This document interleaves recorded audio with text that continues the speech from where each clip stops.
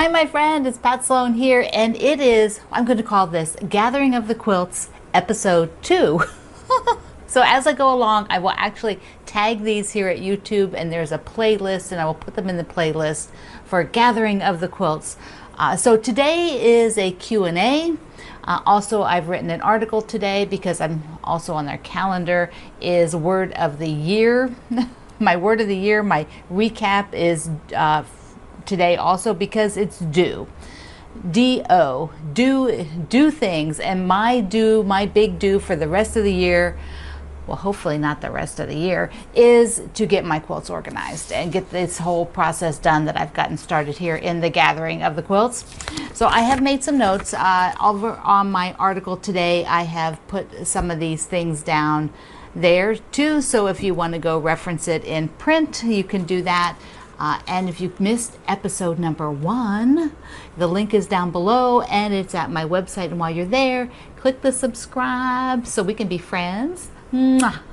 Okay, so first I broke this into chunks. First, let's talk about the backstory, because a lot of you had different questions and I sort of consolidated them and put them into these groupings. So the backstory is I started quilting in 1992. I actually had made a bedspread years before that, but I didn't do any quilting in between. So 92, which I showed you that little mini quilt, which after I did the mini quilt, then I went ahead and did a full class, all by hand, cardboard templates, learn to quilt class.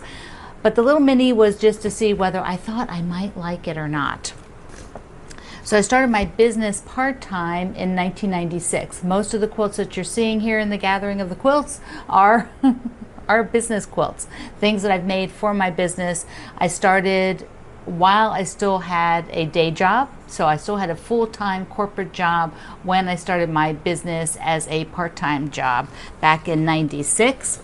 And then in 2000, I went full-time, and later in 2000, Greg also went full-time in our business. So it's a family business. It's Greg and I working together since 2000.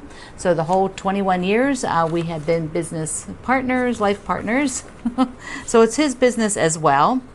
So a lot of people were curious about, like, how big is my house? Like, if you're watching me, I'm always telling you my house is small, 1,800 square feet, but there's no basement. I'm on a slab, so there's no basement and there's no usable attic. So everything is in the house. We have a 2-car garage that's basically Greg's territory. The cars go in there, and then whatever his stuff is that has to go in garages. So how many years did it take me to make all of these quilts? Well, 29 years since I've started quilting. So they've been made all during that, but a large portion of them were in this 21-year period when I've been a business. So I did make quite a few quilts when I was not a business, because I like making things. And when I start, I just kind of keep on going. So this was a question that somebody asked. It's like, why did I keep them all until now and not donate them or do something with them sooner? Well, what I have found is over the years, these quilts actually were reused. I was on the road teaching for 20 years, and so I would take them on the road teaching with me. I would send them to quilt shops. I would send them to publishers. I would repurpose them into things. And so I kept them because I never knew when I might be asked, do you still have that quilt? We would like to reuse it in this. So as business tools, they were very useful. Some of them really never did get reused for anything else. And so those are my key candidates to find new homes, because they obviously, after all that time, were a one-hit wonder. They just had one use. And my needs now for my business are much different because I'm now primarily working online. Occasionally I will be asked for things. Usually they're my newer books, so I will keep all of that stuff for a while. Where were they stored prior to me showing you this picture of them in my living room and then now in my dining room? They were stored in our extra bedroom, so that's where they were, and now they're not in the extra bedroom anymore. Now they're down here in the dining room. And why did I do that? I did that because I wanted to take this photo, like I said in episode 1, I wanted to take this photo, and then in order to work with them, I work down on the first floor of the home. So it makes more sense for them to be down here where I am instead of hauling them up and down the stairs. And the picture needed to be done in the living room because there's a much bigger space for the photo. So now they're down here on shelves, just like they were on shelves in the spare bedroom. So it's no different, they're just in a different room. So did I finish these during the pandemic? Somebody had a misunderstanding about how these happened. No, very, very few of these were finished during the pandemic. These were finished all during 29 years of my quilting. During the pandemic, I broke both my wrists and lost a good 6 months. And I basically had to do whatever I could just to keep my business running, and that was not finishing UFOs. Currently, there are about 739 pieces. They can be everything from a needle case to a king-size quilt. Maybe there's one king-size quilt. I don't make king-size quilts too much. How many did I give away prior? Maybe 200, I'm guessing. You know, I'm going to use that because I really don't know. I didn't keep track of that. Alrighty. Next section here is what is my process now? Now that I have them down here all together, what will I do? And the number one question that all of you asked, so many of you asked, was how will I determine what to donate and what to keep? So that process will be very interesting for me. In order to know what I will keep, I first will go through and select the ones that are most obvious to find new homes, to donate for new homes. There is a group that is very obvious, and I will show you a picture. I will show you 2 quilts here towards the end. There's a group that's very obvious, so I will do all the obvious ones, then I will do like the middle of the road, then that'll get me down to another grouping, and then I will go through those. After that, I will have the harder part, like things where there's, like they're important quilts to me, or maybe it's the only, I want to keep one quilt from each book at least. So I sort of will work down to the harder quilts. The easiest things will go first. I have duplicates of some stuff. So, that's the kind of process I'll work through, is what is an easy decision. And then I will also have to make this pass probably at least 2 more times. I will go through it once, then I will let it rest a while, then we'll go back through and look at that sort of middle ground ones, like, do I really need to keep these? Am I really going to decorate with them? Because I want to rotate them out in my home, but if I have a piece that I'm really never going to do that with, I will let it go out into the world to somebody else. Do I find it hard to give it away? There's a lot of them I do not find hard to give away at all. They're business tools. I like to make a lot of things. It's silly to just have them and not use them, so I don't. There of course are certain quilts that I would not want to get rid of at all, and I won't. I will keep those for sure. Someone had a misunderstanding of what, I think I mentioned this earlier, of what was going on with episode 1 there. Like, I brought all the quilts into my living room and then put them in my dining room. They were not, they're not stored in my living room permanently. My living room now is back to looking like a living room, which is good. We use our living room. How many will I keep? At this point, I don't know. I have mentally a space that I want them to be able to, I want to have like a wall, one wall that is the storage of the quilts. I prefer to not have to have more than that, but whether all I want to keep will fit in that spot, I won't know until I get to that point where I know everything I want to keep.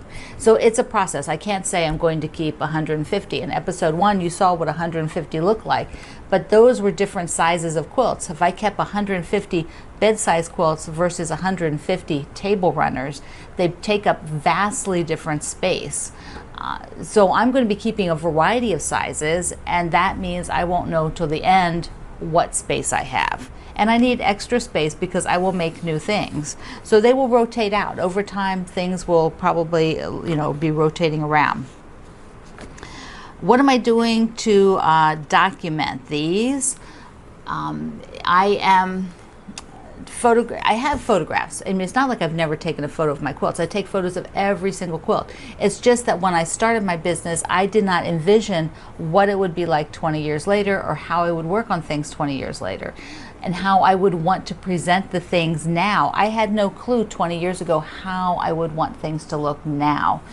So that means all the documentation I did prior, which is photos and magazines or books or wherever they were published, that is in a bunch of categories and by type of work it was. Now I want to do it by year.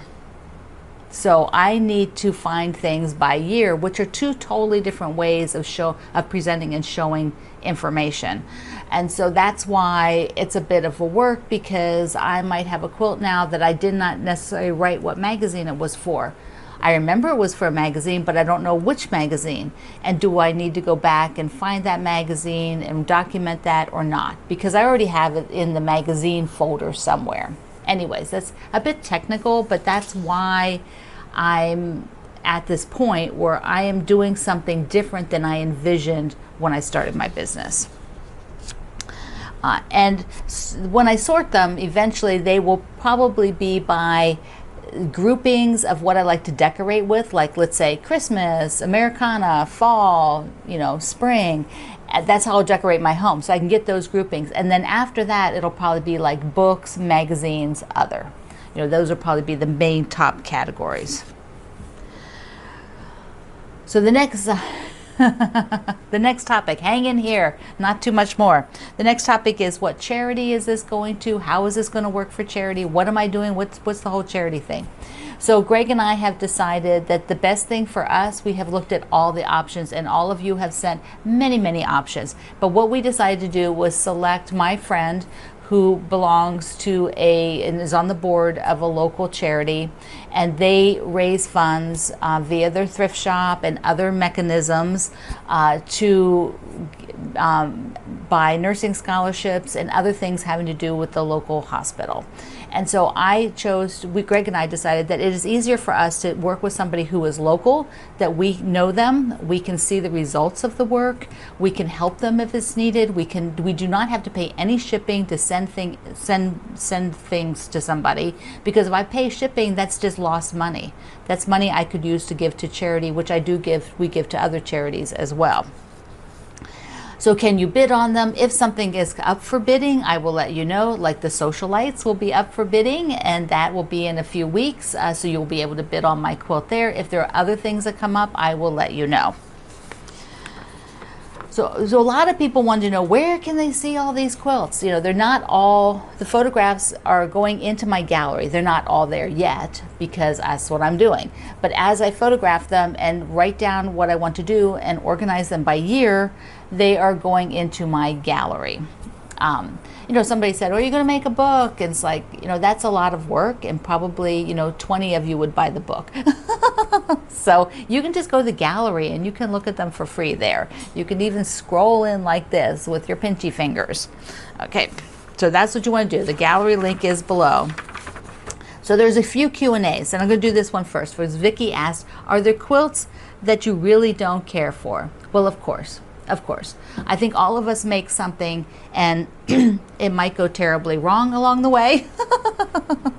But I'll show you one of mine that I'm like, I really don't need this quilt anymore. So here's the original, which is in my digital store, my pattern store.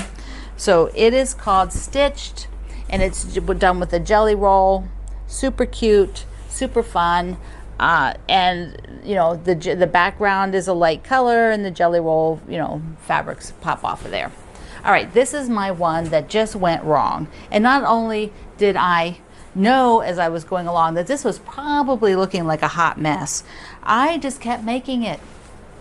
I liked it. I just kept making it. I thought, well, maybe it'll look better when it's all done. I even quilted it and put the binding on, and it's still a hot mess. So this is the same quilt. This is the same quilt, and on camera you can see the definition, but that polka dot background is just a little bit too busy. It needed to be a smaller polka dot fabric. So here it is up close. You can get the full effect of the craziness. So I really did love making it though. It was a lot of fun, but it just was a little too, that one was a little too much. Okay, a couple other questions and then we'll wrap it up. A couple people were surprised that my husband was so forgiving of all this craziness, and he's a great guy. We support each other. He is half owner of this business, so it's his craziness as well. And we support each other in everything. So we all have things we've got to have our partner be said, like going, okay, that's what they're going to do. That's what they're all about. So Laura thought it was funny that whenever I would say I have 800 of those to do, that number was not that far off. It's like, see, you need to believe me if I say something. And then Gretchen asked, will I get a bigger home? It's like, no, we're not getting a bigger home. So this is it. This is the size home. And we'll just fit it all in here when I get it boiled down. Now, as I go along, I'll do these gathering of the quilts episodes where I'll, talk to you a little bit about what's going on or where I am in the status, show you some photos then.